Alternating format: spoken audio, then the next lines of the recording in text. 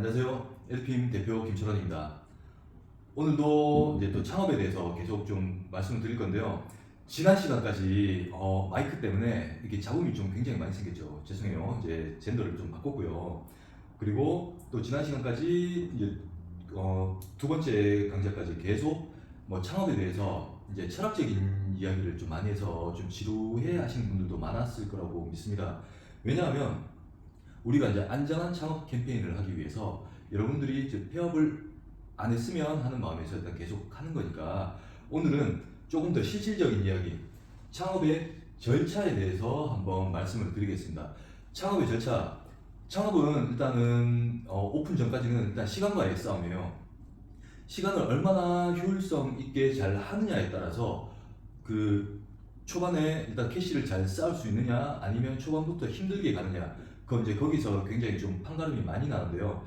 오늘 이제 이 영상을 좀 보신 분들은 아마 한 6개월에서 한 7개월 정도는 굉장히 좀 창업할 때 앞서가시는 분들이라고 좀 생각을 하시면 될 것 같습니다. 자, 본격적으로 시작을 한번 해보겠습니다. 창업 우리가 몇 가지 단계가 있어요.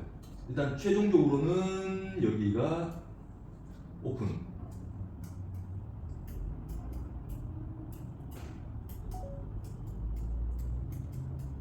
일단 실질적인 이제 오픈 단계고 우리가 이제 아이템을 선정해서 우리가 이제 어떤 창업을 할 거냐. 예를 들어서 뭐 요즘 많이 하는 또 뭐 필라테스 아니면 뭐 체형교정센터 이런 센터를 창업을 할 거다 하면 일단 아이템이 우리가 이제 확실해졌잖아요. 그 아이템을 선정하기 위해서는 내가 일단 제일 자신 있는 것을 해야 되고 그리고 뭐 입지라든지 뭐 상품 분석을 다 해야 되는데 그런 것들은 또 나중에 추후에 한번 또 진행을 하겠습니다.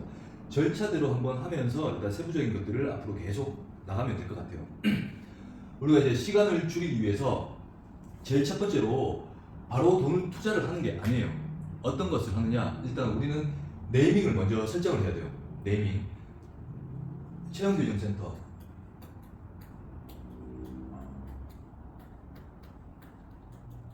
체형교정센터를 만약에 하려면 네이밍을 어떻게 정할 것인가. 일단 여러분들이 일단 뭐 많이 고민을 하고 어떤 분들은 장명소도 가고 하죠. 일단 첫 번째는 네이밍. 네. 네이밍이 정해졌으면 예를 들어서 뭐 김철원 체형교정센터 뭐 이렇게 해도 되겠죠. 이제 네이밍이 정해져 있으면 그 다음에 해야 될 게 로고 선정을 하는 거예요. 로고를 만들어야지 여러분들 이제 뭐 광고를 할 때 이 로고만 보고 아 여기 김철원 체형 그 교정센터다라고 할 수가 있겠죠. 로고는 여러분들이 이제 디자인을 하실 수 있으면 디자인을 하시면 되고요. 아니면 이제 뭐 그 인터넷에 치면 많이 나옵니다. 로고를 만들어주는 업체. 최소 금액은 한 뭐 10만 원부터 많게는 뭐 100단위까지 일단 많으니까 그런 것들은 여러분들께서 잘 알아보시고 하시면 되고요. 일단 로고까지 일단 만든 다음에 어떻게 해야 되냐? 그 후에 우리가 일단은 정상적인 운영을 위해서 회원분들께 아니면 환자라는 표현은 이제 그때부터 하면 안 되죠. 병원이 아니니까 회원분들께 클라이언트께 얼마의 이제 뭐그 수익을 발생을 시킬까? 최소 이제 비용이랑 초기 투자 비용 이런 것들이 일단 다 정해져야 되겠죠. 우리가 일단은 비용적인 문제.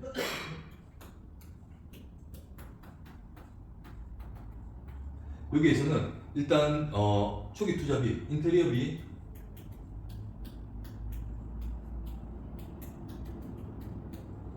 이런 것들은 일단 그 순차적으로 제가 오늘 설명 쭉 드리는 거는 그 문서화해서 한 번에 이렇게 보실 수 있도록 제가 또 저희 홈페이지에 업로드를 해놓을 테니까 또 댓글에 링크를 달아 놓겠습니다. 이렇게 초기 투자 비용, 이제 인테리어 비용이 얼마나 들 것인가, 그리고 이제 뭐 이제 그 계약금은 대충 얼마나 들 것인가, 초기 투자 비용과 이제 고정비. 보통 이제 비용은 고정비와 변동비로 나누는데요. 이게 이제 총 지출이죠. 이런 것들은 나중에 또 추후에 설명을 드릴게요. 지금 설명드리려면 시간이 너무 많이 가요. 그래서 이제 임대료나 뭐 그 관리비 이런 것들이 대충 얼마나 나가는지 계산이 다 나와 있어야 되고 이런 거 계산 안 나와 있으면 이제 큰일 납니다. 그리고 변동비, 특히 이제 인건비, 직원들 인건비나 뭐 기타 등등 이제 세금 관련 부분들은 대략 얼마나 나갈지, 그리고 이제 요게 이제 총 지출이죠. 지출. 예상 이제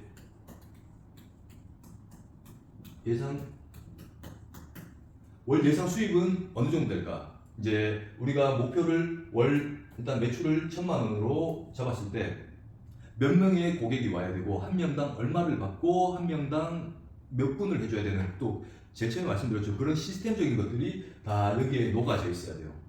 이제 이런 게 일단 먼저 선행이 되어야지 되고요. 그 다음에 세 번째로 이제 이럴 때 이제 총 자신 있으면 우리가 이제 아까 전에 이제 고정비라든지 뭐 이제 뭐 기타 초기 투자 비용이 딱 설정이 되어 있으면 그 다음에 세 번째로 하셔야 될 게 이제 부동산 계약이죠.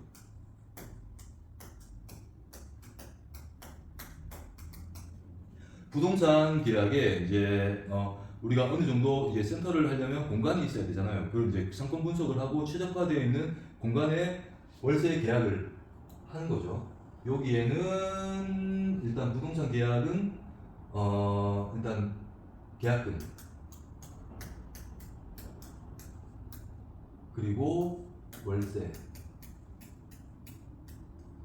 월세는 여러분들이 제가 잠깐 한 번만 또 딴 길로 조금만 세면 월세 예를 들어서 월 100만 원이다. 월 100만 원을 가지고 이제 어떻게 계산을 하는 게 아니라 이때부터는 여러분들이 이제 본격적인 사업자이기 때문에 부가세에 대한 개념을 아셔야 돼요. 부가세는 무조건 10%가 더 붙어요.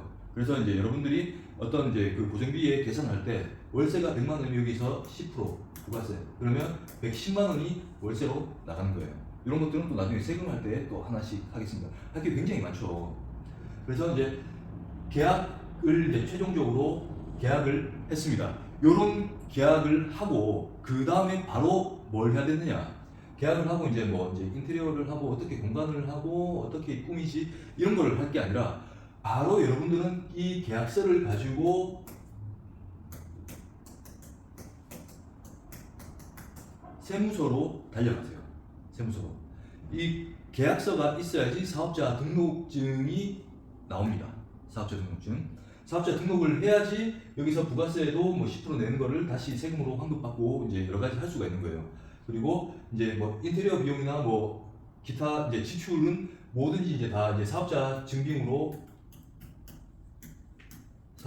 우리는 이제 뭐 슈퍼 가서 현금 내고 이제 현금 영수증 해주세요 하면서 이제 저희 전화번호를 누르잖아요.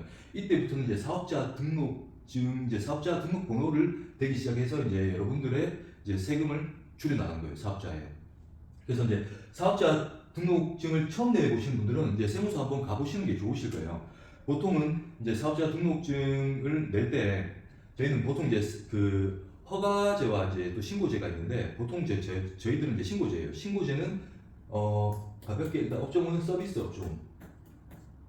업종으로 해서 여러분들이 이게 잘 모르겠으면 제가 이제 세무서로 가라고 하는 이유가 세무서에서 좀씩 다 알아서 이것저것 좀 가이드를 좀 정해 주십니다. 그래서 이제 하고 여기서 일단 법인 사업자와 개인 사업자 그리고 또 개인 사업자 중에서도 일반 과세자, 간이 과세자라는 게 있어요. 일단 요거 정도는 알고만 계세요. 그냥 요거를 바로 다음에 하는 게, 다음 영상으로 제작을 하는 게 여러분들께 좀 더 도움이 될 것 같네요. 그래서 처음에 잘 모르겠으면 일단은 뭐 법인, 개인 일단 다 장단점이 있어요. 여러분들은 일단 뭐 개인 사업자로 먼저 가시는 게 좋고 그렇습니다. 그래서 일단 세무서를 가서 일단 사업자 등록증을 내요. 또 이제 사업자 등록증을 내고 나서 이제 그 다음에 다시 이제 우리 또 그 센터 계약한 데로 와야 되겠죠. 이제 현실 복귀를 해야 되겠죠. 이때 이제 다시 이제 다섯 번째는 우리가 이제 이때부터 이제 내 센터가 되니까 센터에 면적에 따른 구분을 해야 돼요. 면적에 따른 구분. 이게 불과 제가 아까 전에 이제 오픈 이제 오픈이라고 이제 표현을 했고, 이때는 이제 오픈인데, 이게 불과 이제 임대차 계약을 하고 바로 당일에 이루어져야 되는 거예요. 바로 당일에 이루어져야 돼요. 내민이나 그런 것들은 그 전에 이루어져야 되고, 그래서 요것도 계속 그 임대차 계약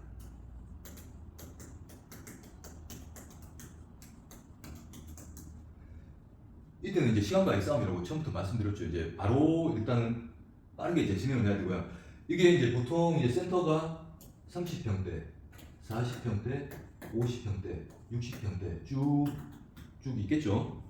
그리고 또 아셔야 될 게, 이게 면적대로 공간이 잘 나와 있는 게 있고, 그리고 공간이 뭐 이렇게 끝에 굴곡지고 약간 이렇게 각이 지고 이런 공간이 있고, 그리고 뭐 이런 공간들이 있겠죠. 이런 공간에 따라서 다 용도가 달라지겠죠.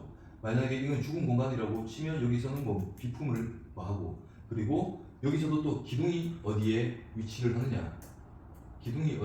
하느냐에 따라서 대략 여기는 이런 공간으로 써야 되겠다, 여기는 이런 공간으로 써야 되겠다, 이런 것들이 다 나와서, 여기에서는 총 이제 동선을 고려를 하면서, 여기에서는 이제 총 이제 6명이 동시에 뭐 운동을 할 수도 있겠다, 여기서는 내가 프라이빗하게만 할 수가 있겠다, 여기는 이제 직원 공간으로 써야 되겠다 할 수가 있단 말이에요. 그리고 부동산 계약을 할 때는, 부동산 계약 이제 아까 전에 임대차 계약을 이제 그 전에 바로 좀 말씀을 드렸으면 좋은데, 부동산 계약 시에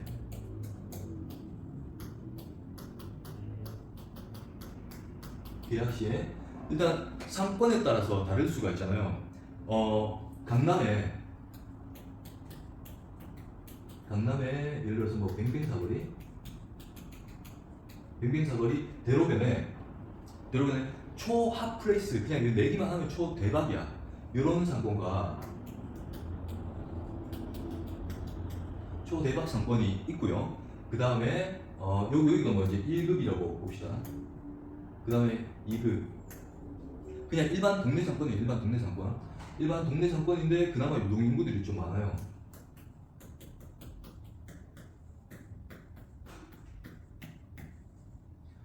여기는 그냥 뭐 일단 내가 하기 나름이에요. 여기 내가 잘하면 올라오고 못하면 망하고.